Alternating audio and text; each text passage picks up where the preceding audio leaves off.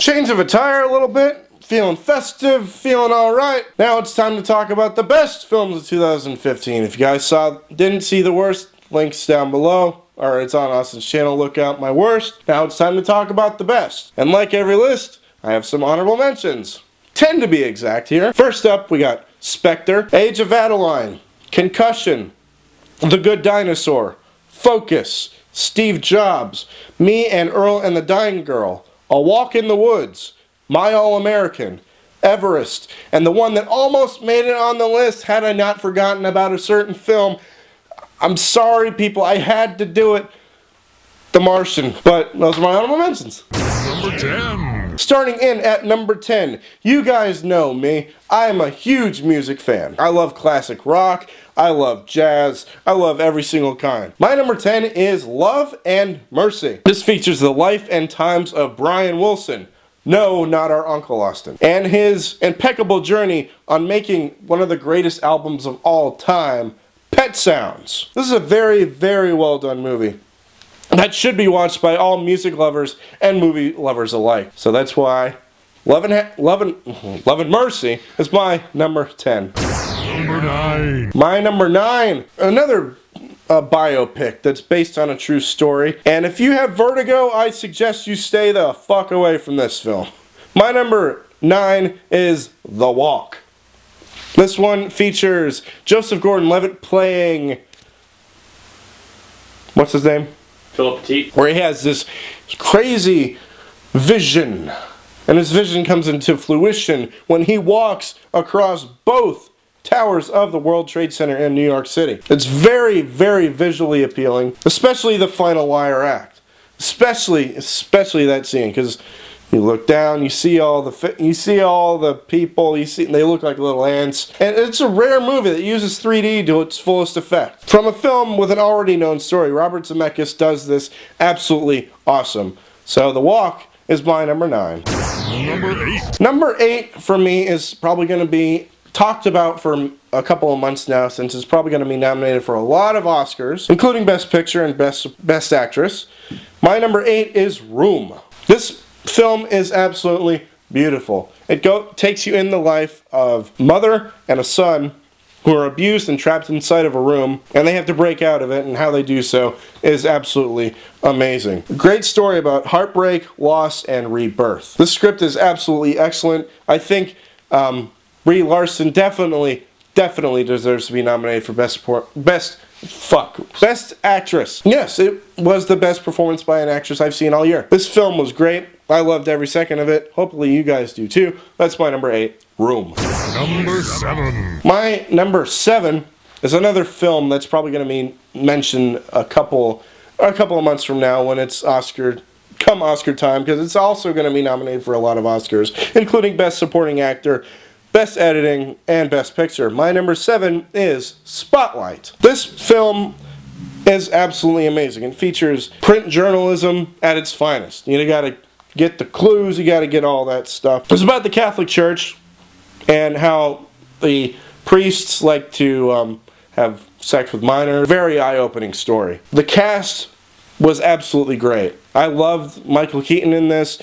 But I think the best performer of this film was Mark Ruffalo. And I think he deserves to be nominated. And he shouldn't win. Well, he should at least be nominated. Spotlight is a terrific film. If you haven't seen it yet, I highly recommend you do so. Number 6. Okay, number 6 for me, I'm just going to say one word.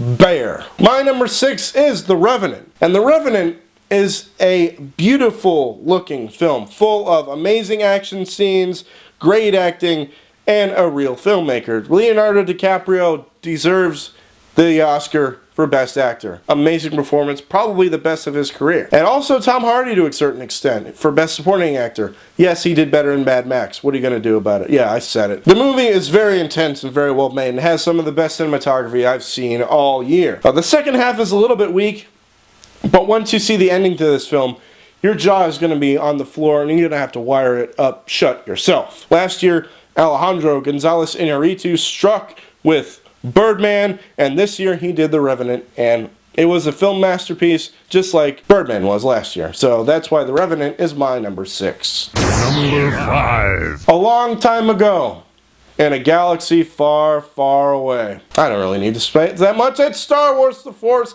Awakens. It's the kind of film you can watch over and over and over and over again and get something different out of it each and every single time. Like something you didn't see before. Oh, I remember her seeing that. Oh yeah. So J.J. Abrams, good job. Good job. I had some doubts. I'm not gonna lie, I did have some doubts on this. It was a damn good movie. And I'm probably gonna get a lot of hate for this too, but Rey is a better female protagonist than Furiosa was. I agree. So, simply put, Star Wars is my number 5.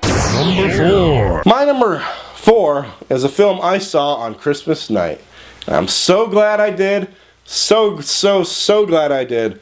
My number 4 is The Hateful Eight. And for me, this is one of Tarantino's best. Can he ever make a bad film? This movie was very well written. And I could definitely see this getting nominated for Best Original Screenplay. He usually does, because he's quit fucking Tarantino. And also Channing Tatum, who I did not expect to be this good, but he did excellent. Hateful Eight is my number 4. Number 3. My number 3 comes to us from one of my favorite film franchises of all time. We got to go back to the 1970s to talk about the first one, and now here in the 2010s. It's still going strong, and it's awesome. My number 3 is Creed. One of the best boxing movies. I think it's the 3rd best Rocky film. I think 2 and 1 are slightly better than this one. Michael B. Jordan did absolutely phenomenal playing Adonis Johnson. Sylvester Stallone. This is one of the best performances he's done probably in his entire career. That one long shot with the fight scene was very good. That last shot was just unbelievable. It was pitch perfect. It was pitch perfect. It was absolutely perfect. So, Creed, my number 3. Number 2. This film is an absolute masterpiece.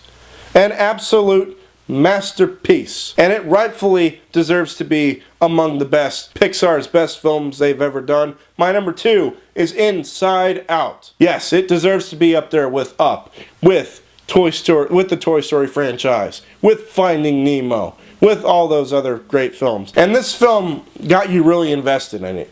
You cried, you laughed, you were kind of pissed off a little bit, and it made you think. That's the one thing about this film. It made you think, and it did absolutely amazing about how it did that. It's kind of hard to nitpick a masterpiece, so I'm just going to leave it at that. It's a masterpiece. So, Inside Out is my number 2. It's number 1. Like I said before, I'm a huge music fan. And I like my films to have that certain element about it. It has to be based on it. I like films that are based on a true story. And this one does it right to the T.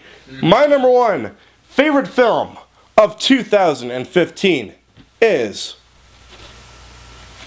Straight Outta Compton. Ice Cube, Dr. Dre, Eazy-E, MC Ren, There you go. DJ Yella, one of the best rap groups of all time. O'Shea Jackson Jr., who plays his father. Jason Mitchell, absolutely breathtaking performance as Eazy-E.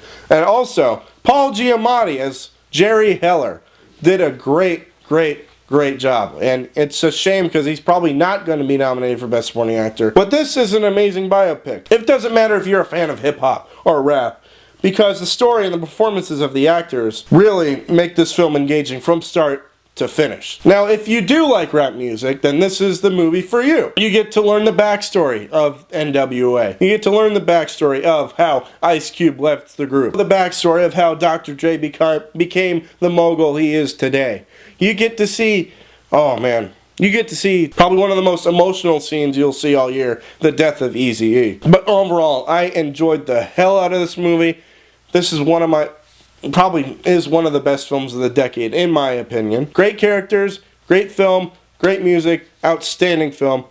It's just absolutely outstanding. That's why Straight Outta Compton, my number 1. Alright guys, I hope you enjoyed my best films of 2015 list. Comment down below, let me know what you thought of my list, and also what are your best films of 2015. Let me know down below, and until you see me next time, either here or on my channel, peace out, baby.